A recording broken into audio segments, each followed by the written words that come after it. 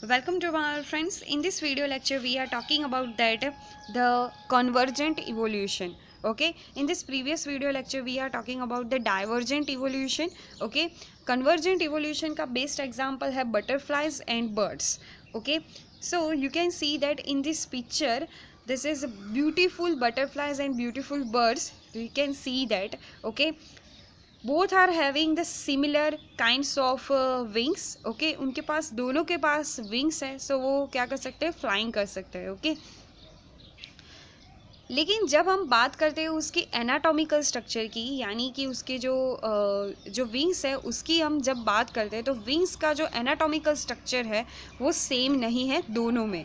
Okay, लेकिन उन दोनों में फंक्शंस जो है ना वो सेम है. कौन सा वाला फंक्शन? तो फ्लाइंग का. ओके, दोनों जो है ना वो विंग्स से क्या कर सकते हैं, फ्लाइंग कर सकते हैं. तो ये क्या होगा कि similar type of the functions but different types of anatomical structure.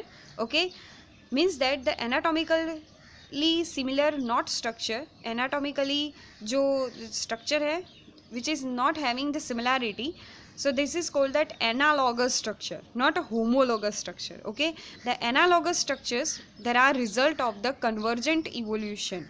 Okay, different structures which are evolving from the same function and hence having the similarity. Okay, different types के structure विकसित हुए evolution के तौर पर, और वो क्यों हुए? क्योंकि उनका फंक्शन जो था ना वो सेम था.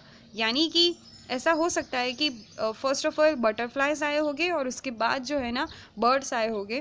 तो बटरफ्लाइज और बर्ड्स दोनों के अंदर क्या है, इवोल्यूशन के तौर पर क्या मिला है हमें यहाँ पर,